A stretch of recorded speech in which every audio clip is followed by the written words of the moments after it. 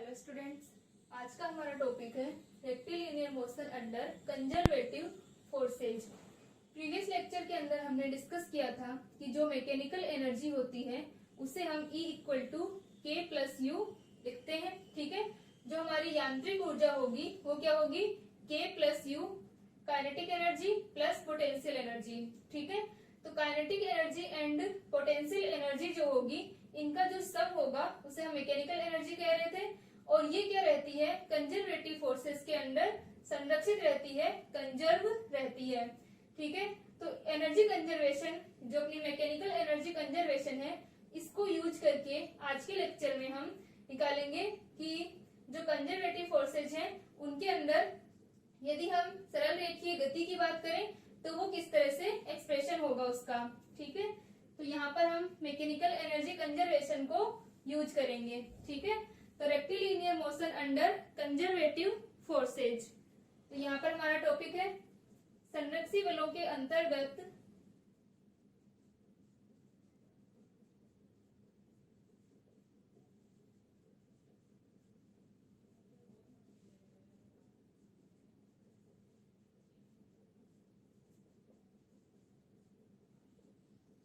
ठीक है, तो यहाँ से अपने पास में क्या हो गया, कंजर्वेटिव फोर्सेज के अंतर्गत ये सरल रेखीय गति। तो जो हमारी यांत्रिक ऊर्जा होती है, मैकेनिकल एनर्जी जो होती है वो क्या रहती है, कंजर्वेटिव फोर्सेज के अंतर्गत संरक्षित रहती है। ठीक है, तो यहाँ से अपने पास में आ जाएगा कि यांत्रिक ऊर्जा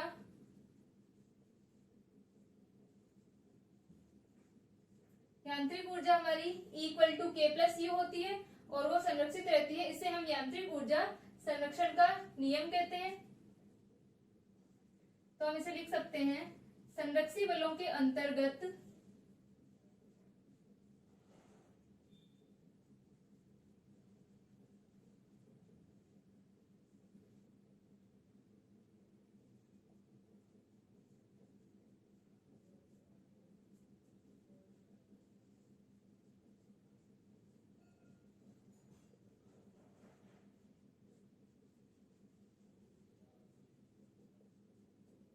ठीक है, तो हमारे पास में क्या होगा, संरक्षी बलों के अंतर्गत जो मैकेनिकल एनर्जी है वो कंजर्व रहेगी।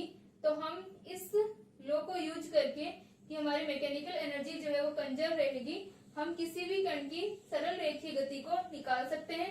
यानी हम dx by dt के लिए एक्सप्रेशन निकाल सकते हैं और फिर उसका x इक्वल टू उसका विस्थापन क्या होगा, डिस्प्लेसमेंट क्या होगा, वो हम निकाल सकते हैं। तो यहाँ पर हम सोल्व कर रहे हैं कि सरल रेखीय जो गति होगी संरक्षी बलों के अंतर्गत उसका एक्सप्रेशन अपने पास में क्या होगा। ठीक है, तो यहाँ से हम एनर्जी कंजर्वेशन ले रहे हैं तो वो क्या हो जाएगा, E इक्वल टू या K plus U equal to E, जहां पर E क्या है, यांत्रिकी ऊर्जा है, जहां E यांत्रिकी ऊर्जा है।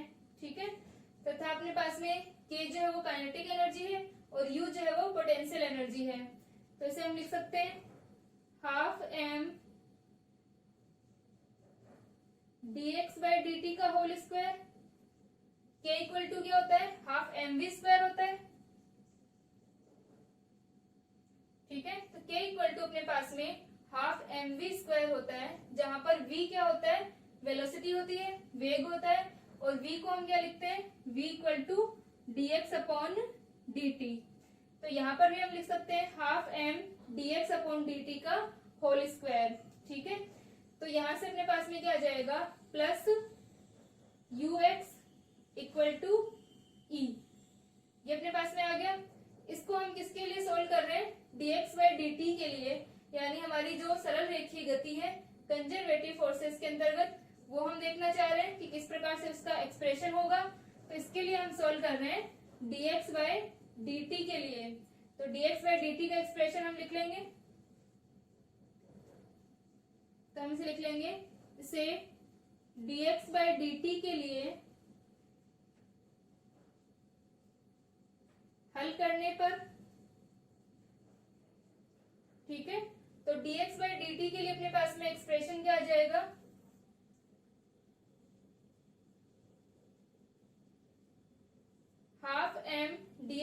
D T. तो इसको हम अगर सॉल्व करें तो क्या हो जाएगा,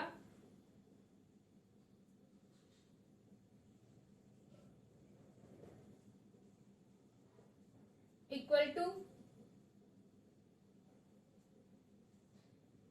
या पहले हम इसे मल्टीप्लाई कर लें, m/2 है अपने पास में, तो 2/m से मल्टीप्लाई कर दें तो ये क्या हो जाएगा, 2/m ux equal to 2/m into E. ux को भी उधर ले जाए,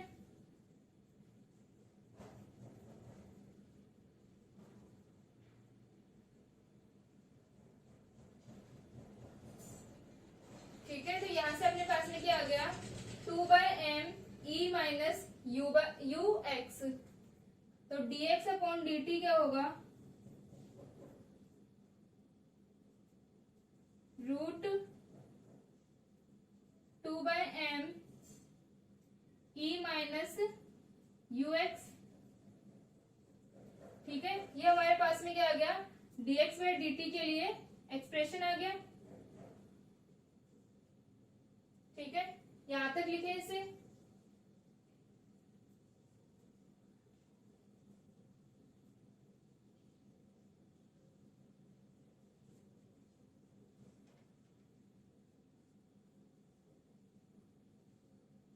ठीक है, तो ये अपने पास में क्या है, सबसे पहले हमने क्या लगाया है, energy conservation K plus U equal to E. और यांत्रिक ऊर्जा का जो संरक्षण होता है उसके बारे में हमने प्रीवियस लेक्चर के अंदर पढ़ा था कि जो हमारी मैकेनिकल एनर्जी है वो कंजर्वेटिव फोर्सेस के अंतर्गत क्या रहती है, संरक्षित रहती है। यानी या फिर हम ये कह सकते हैं कि अगर ये हमारी मैकेनिकल एनर्जी जो है वो कंजर्व है, संरक्षित है, तो उस पर लगने वाले जो बल होंगे वो क्या होंगे, कंजर्वेटिव फोर्सेज होंगे। इसको हम प्रूव कर लेंगे आगे। ठीक है, तो यहाँ से अपने पास में क्या होगा कि जो K प्लस यू है वो इन संरक्षी बलों के अंतर्गत हमेशा क्या रहेगी, कंजर्व्ड रहेगी। ठीक है, तो जो हमारे विद्युत बल, गुरुत्वीय बल आदि होते हैं इनके अंदर क्या रहेगा, इनका संरक्षण होगा।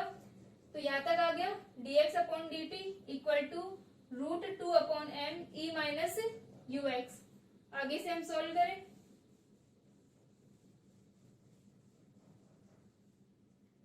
तो यह आ जाएगा dx upon dt equal to 2/m E minus U x की पावर हाफ। ठीक है, ये अपने पास में आ गया। इसको हम इधर ले आए x के नीचे, तो dx upon 2/m E minus U x की पावर क्या हो जाएगी, हाफ, इक्वल टू dt। इस इक्वेशन का हम क्या कर दें, इंटीग्रेशन कर दें। हमें क्या निकालना है, x का मान निकालना है हमें। तो यहां से अपने पास में क्या आ जाएगा, ठीक है, इसे हम इंटीग्रेट कर लेते हैं और हम कंडीशन ले लेते हैं कि time t equal to T naught पर जो पोजीशन है वो क्या है, x equal to X naught है। ठीक है, तो यहां से अपने पास में आ जाएगा, माना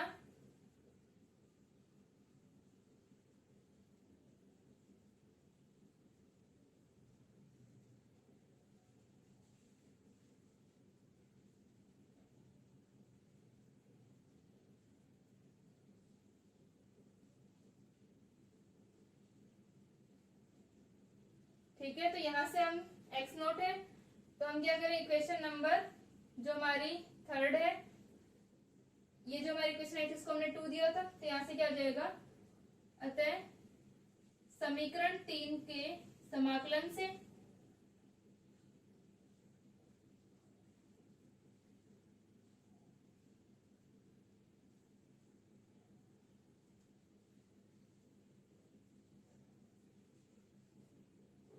ठीक है, समीकरण 3 का अगर हम समाकलन करते हैं तो हमारे पास में क्या आ जाएगा, integration x naught to x और dx अपॉन 2/m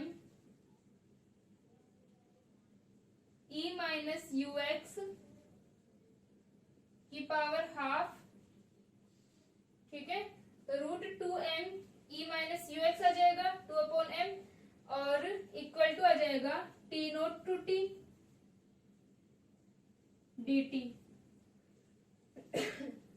तो यहाँ पर अपने पास में क्या आ गया, टी नोट से t dt, और ये अपने पास में एक्सप्रेशन आ गया। तो इसको हम लिख सकते हैं dt को t माइनस टी नोट हो जाएगा।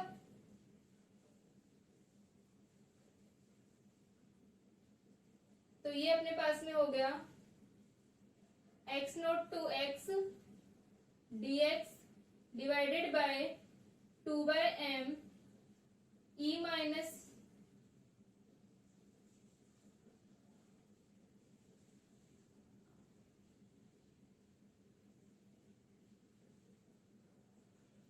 Equal to T minus T naught. ठीक है, तो ये अपने पास में एक्सप्रेशन आ गया।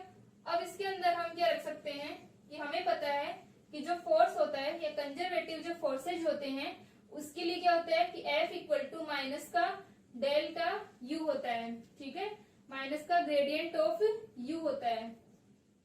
तो हम इसके लिए लिख लेंगे क्योंकि F इक्वल टू माइनस का ग्रेडियंट ऑफ U, तो अपने पास में Fx इक्वल टू क्या आ जाएगा, जो हमारा फोर्स है यहाँ पर अपने पास में u क्या है, x का फंक्शन, तो हम इसे लिख सकते हैं माइनस का del u by del x। ठीक है, ये हम इसे लिख सकते हैं कि u equal to F equal to minus का del u upon del x। इसको अगर हम सॉल्व करें तो अपने पास में क्या आएगा, इसका इंटीग्रेट कर दें।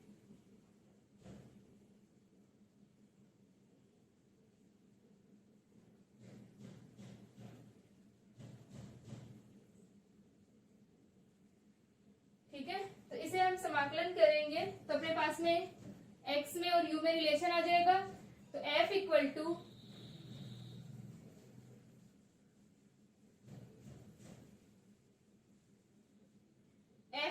माइनस का del u by del x। ठीक है, तो यहां से अपने पास में क्या आ जाएगा कि u इक्वल टू क्या आ गया, f dx या माइनस का fx, और प्लस क्या आएगा, एक समाकलन नियतांक आ जाएगा अपने पास में c।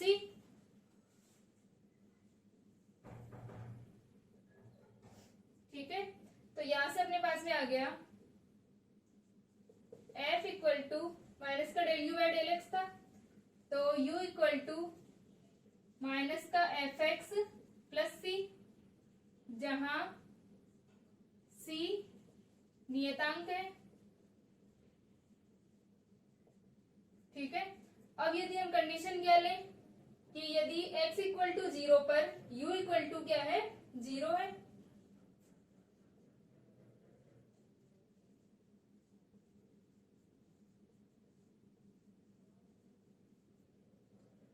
तो c इक्वल टू क्या हो गया, 0, तो u इक्वल टू अपने पास में आ जाएगा माइनस का fx। ठीक है, तो u इक्वल टू अपने पास में आ गया माइनस का fx, और ये मान हम क्या कर दें, वापस से पुट कर दें इक्वेशन नंबर 4 के अंदर। ठीक है, इसको यहां तक लिखें।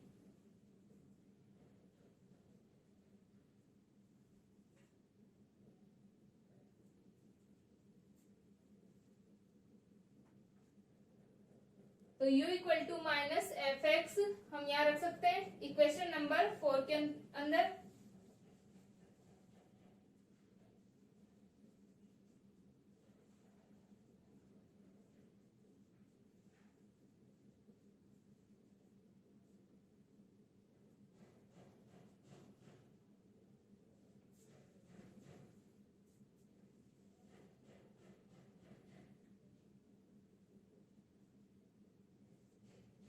एक्स नोट से एक्स डी एक्स, ये हो जाएगा अपने पास में 2/m e minus U X, तो ये हो गया e प्लस एफ एक्स। ठीक है, यहाँ पर ऑलरेडी एक माइनस है, एक माइनस अपने पास में यहाँ पर है, तो क्या हो जाएगा e प्लस एफ एक्स हो जाएगा equal to t minus T naught. ठीक है,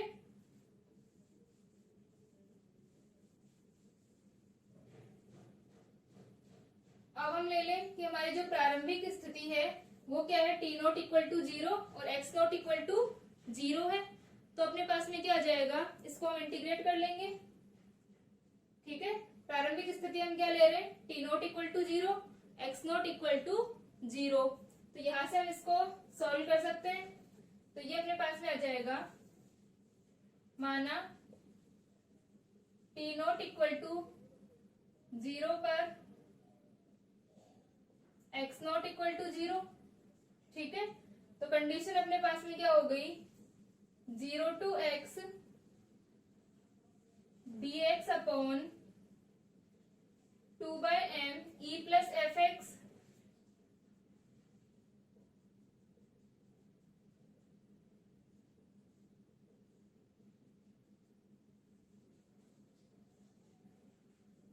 equal to T.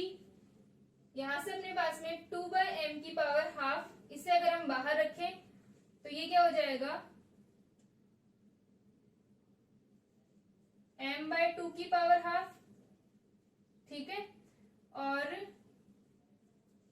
Integration 0 to x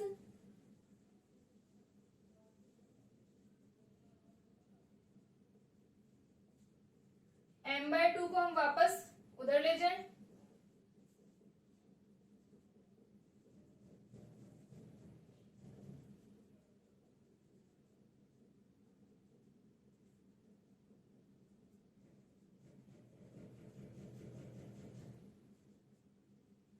तो ये एक्सप्रेशन आ गया अपने पास में, dx upon E plus F x की पावर हाफ 2/m की पावर हाफ इंटू टी। ठीक है, इसे हम सॉल्व करते हैं, इसको इंटीग्रेट करें तो यहां से अपने पास में क्या है, dx अपॉन ये 1 upon E plus F x है,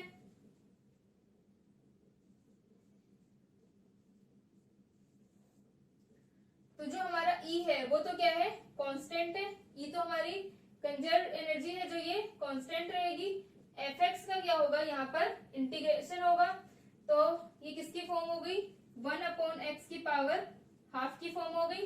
ठीक है, इस पूरे को यदि हम x मान लें या हम t मान लें तो ये किसकी फॉर्म हो गई, 1 अपॉन t की पावर हाफ की फॉर्म हो गई। ठीक है, इसको हम कैसे सॉल्व करते हैं, t की पावर माइनस हाफ है ये, इसको हम अगर इंटीग्रेट करें तो क्या हो जाएगा,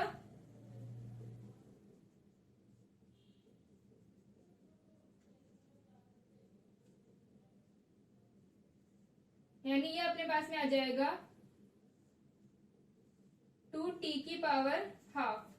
ठीक है, अगर हम इसे इंटीग्रेट करें तो ये अपने पास में क्या आ जाएगा, 2t की पावर हाफ, और t की जगह अपने पास में क्या है, e प्लस एफ एक्स की पावर हाफ।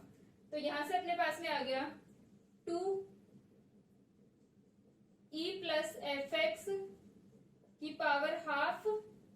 ठीक है, और साथ में एफ एक्स का अगर हम इंटीग्रेशन करें तो एफ एक्स का इंटीग्रेशन करने पर क्या होगा, 1 अपॉन एफ, तो 2/f e plus F x की power half.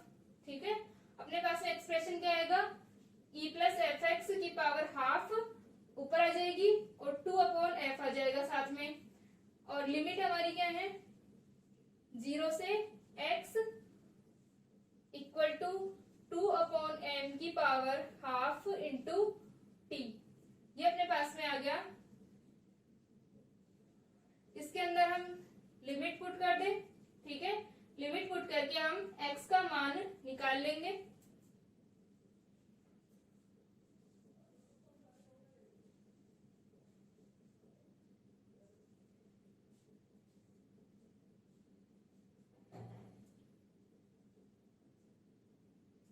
Two by F को तो हम बाहर रख लेते हैं, e प्लस एफ एक्स के अंदर जब हमने x रखा तो e प्लस एफ एक्स की पावर हाफ आ गई, माइनस जब हमने 0 रखा तो क्या आ जाएगा, e की पावर हाफ इक्वल टू, क्योंकि 0 रखने पर एफ एक्स अपना 0 हो गया, 2/m की पावर हाफ इंटू टी।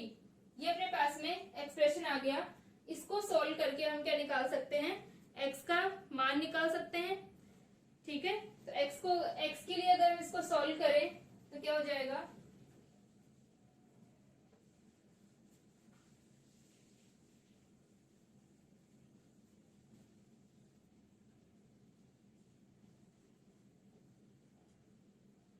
उपरोक्त समीकरण को पहले इनसे थोड़ा सा सोल्व करके लिख लें। e प्लस एफ एक्स की पावर हाफ प्लस ये 2/f है साथ में, प्लस 2/f e की power half equal to 2/m की पावर हाफ इंटू t। ठीक है, 2/m की पावर हाफ है अपने पास में और 2/f की पावर हाफ इंटू ये e की पावर हाफ है। ठीक है, तो यहां से अपने पास में क्या हो जाएगा, हम इसे लिख लें। उपरोक्त समीकरण को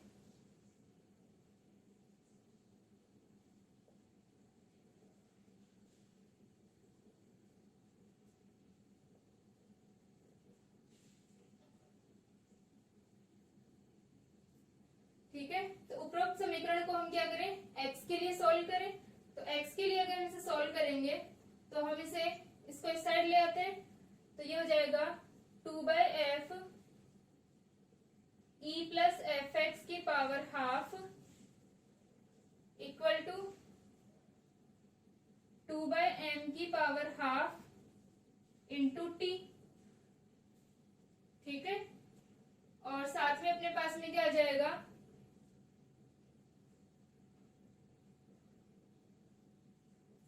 ये अपने पास में क्या था, e प्लस एफ एक्स की पावर हाफ माइनस, ये माइनस में है। ठीक है, तो इधर क्या आ जाएगा, प्लस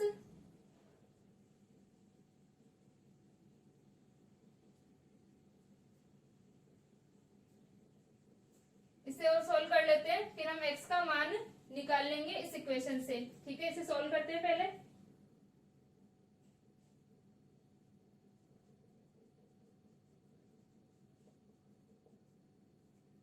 तो ये अपने पास में आ जाएगा, ये क्या है, √2/m, तो हम √mf को कॉमन ले लेते हैं।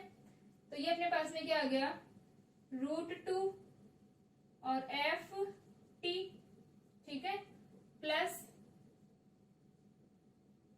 2√me, ये बन गया अपने पास में।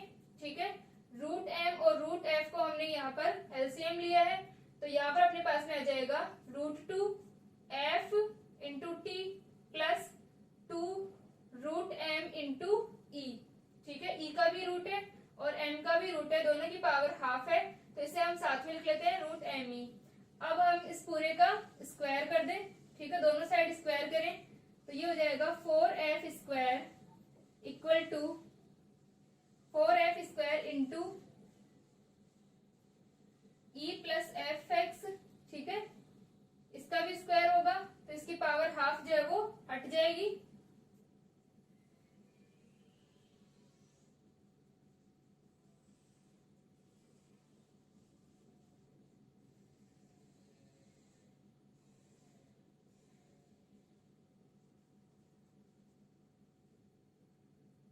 ठीक है, तो √2ft प्लस 2√me, इसका तो अपने पास में कंप्लीट स्क्वायर आ जाएगा, और √m का स्क्वायर करने पर रूट हट जाएगा और f का स्क्वायर करने पर f स्क्वायर आ जाएगा।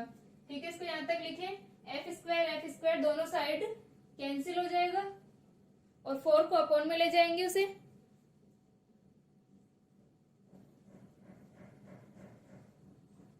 ठीक है, इसको सोल्व करें। यहां से हम क्या करेंगे, एफ स्क्वायर को दोनों साइड कैंसिल कर देते हैं और 4 को अपॉन में ले जाते हैं और इसका स्क्वायर ओपन करते हैं और x का मान निकाल लेंगे।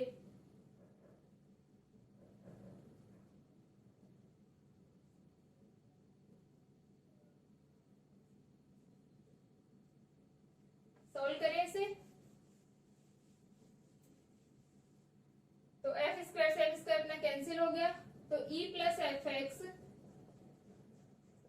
इक्वल टू अपने पास में आ गया √2ft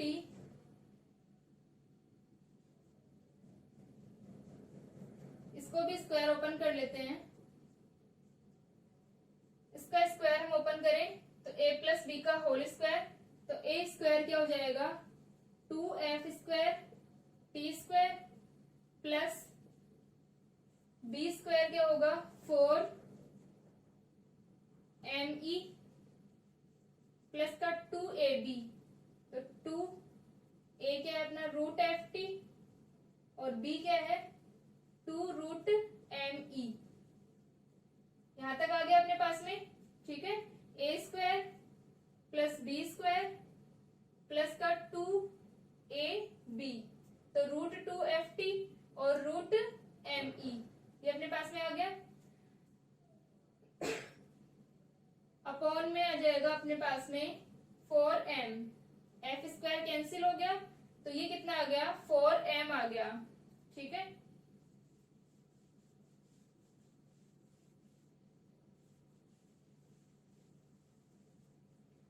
तो e प्लस एफ एक्स, ई को भी हम उधर ले जाएं, ठीक है। तो एफ एक्स इक्वल टू हो गया 2f square T square plus का 4me प्लस का 4ft और root 2me divided by 4m minus का e। ये अपने पास में एक्सप्रेशन आ गया। e को भी हम इधर लेकर आ गए।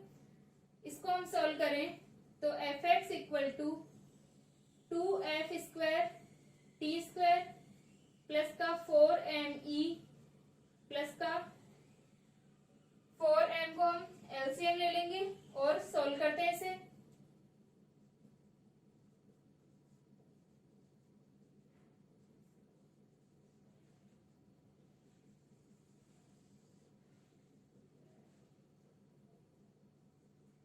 तो यहां से अपने पास में क्या हो गया 4me और 4me कैंसिल हो जाएंगे, दोनों का एक का प्लस साइन है और एक का माइनस साइन है। तो ये अपने पास में आ जाएगा एफ एक्स इक्वल टू, ये कैंसिल तो ये आ गया 2f square T square plus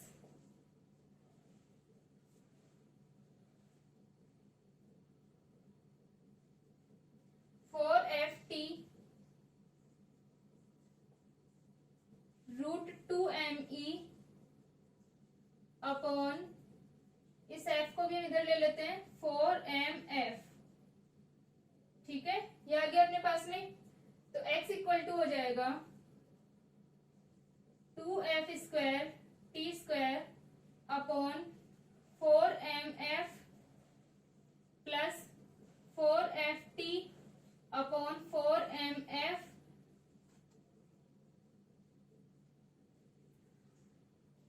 यहां से x का मान होगा अपने पास में x इक्वल टू 1/2, एक f से एक f cancel, f upon m into T, ठीक है, इंटू टी स्क्वायर, फिर 4 से 4 कैंसिल, f से f कैंसिल, तो ये अपने पास आ गया t upon m root 2me, ठीक है। तो ये अपने पास में x के लिए आ गया, यहां तक लिखे इसे।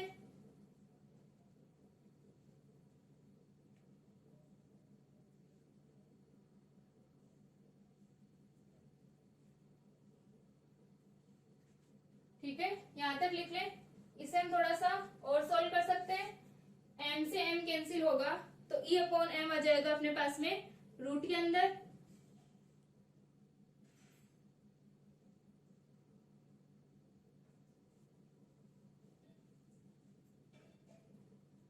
ठीक है, हो गया यहां तक। तो यहां से अपने पास में हो जाएगा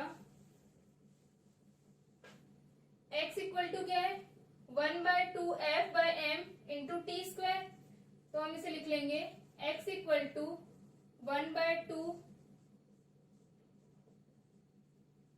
और m से m कैंसिल होगा तो ये क्या हो जाएगा प्लस का रूट 2 e अपॉन m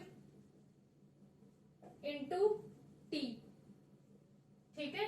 तो यहां से अपने पास में क्या हो गया 1/2 f/m टी स्क्वायर प्लस का t/m रूट 2me, ठीक है। अब हम क्या लिख सकते हैं, जहां E equal to half mv square plus का एफ एक्स क्या है, कण की कुल ऊर्जा है, ठीक है। ऊर्जा लेके चल रहे थे वो E इक्वल टू क्या थी, kinetic energy plus potential energy. तो E equal to half mv square plus fx,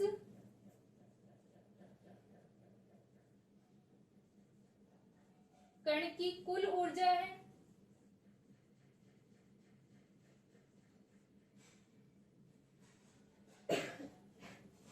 ठीक है, तो अपने पास में kinetic energy plus potential energy total energy है।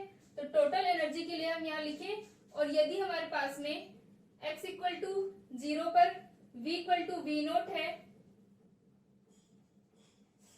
यदि x इक्वल टू 0 पर v इक्वल टू क्या है, वी नोट है, तथा स्थितिज ऊर्जा क्या हो जाएगी, 0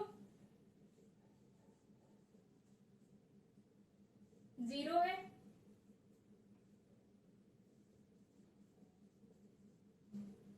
तो यहां से क्या होगी, केवल कण की गतिज ऊर्जा होगी। तो इस कंडीशन में E इक्वल टू क्या जाएगा अपने पास में, half m v naught square. E का मान अपने पास में क्या आ गया, half m v naught square, x equal to 0 के ऊपर। यहां से हम v नोट और E में रिलेशन देखें तो अपने पास में क्या आ जाएगा, E equal to half m v naught square. तो ये आ जाएगा v naught square equal to 2e upon m, या v नोट इक्वल टू आ जाएगा रूट 2e अपॉन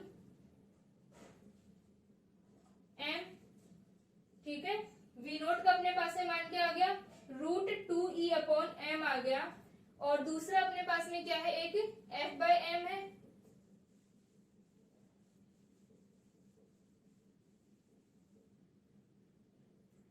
ठीक है, तो f बाय m जो होता है वो क्या होता है, a होता है कण का एक्सेलरेशन होता है।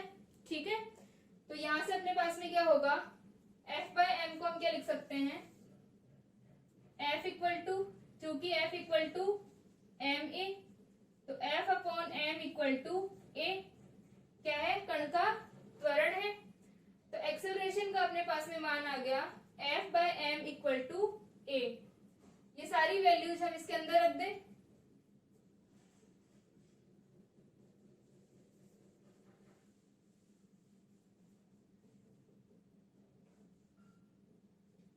तो यहां से अपने पास में क्या हो जाएगा, अतः x equal to 1/2 AT square plus का v नोट t।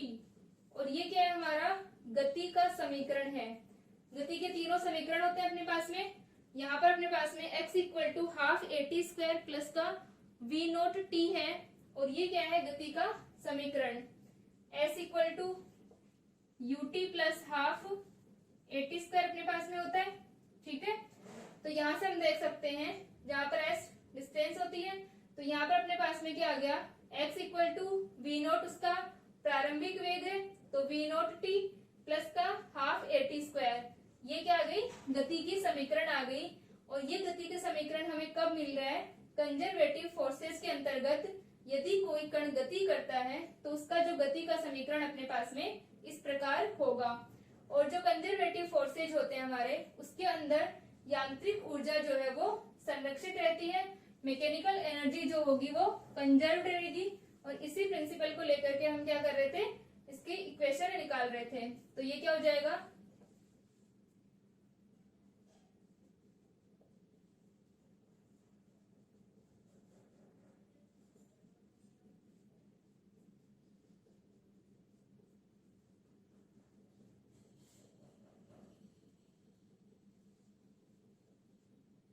ठीक है। तो उपरोक्त समीकरण क्या है, गति का समीकरण है। तो यहां से अपने पास में कंडीशन आ गई कि गति का समीकरण क्या होगा। तो आपके एग्जाम में ये क्वेश्चन पूछा जाता है कि rectilinear motion under conservative forces, इसके लिए हमें इक्वेशन निकालनी कि सरल रेखीय गति किस प्रकार होगी संरक्षी बलों के अंतर्गत। तो हम क्या ले लेंगे कि हमारे पास में जो कण है उसकी यांत्रिक ऊर्जा जो है वो संरक्षी बलों के अंतर्गत संरक्षित रहेगी। और उस एक्सप्रेशन से हम ये निकाल सकते हैं कि x equal to half AT square plus का v नोट t, गति का समीकरण हमें मिल जाएगा।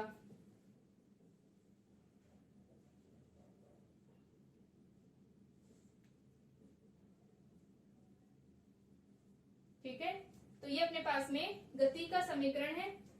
नेक्स्ट लेक्चर में हम प्रूव कर लेंगे कि संरक्षी बल जो होते हैं या फिर हमारी जो मैकेनिकल एनर्जी अगर कंजर्व है तो उस पर लगने वाले बल जो होंगे वो संरक्षी बल होंगे, कंजर्वेटिव फोर्सेज होंगे।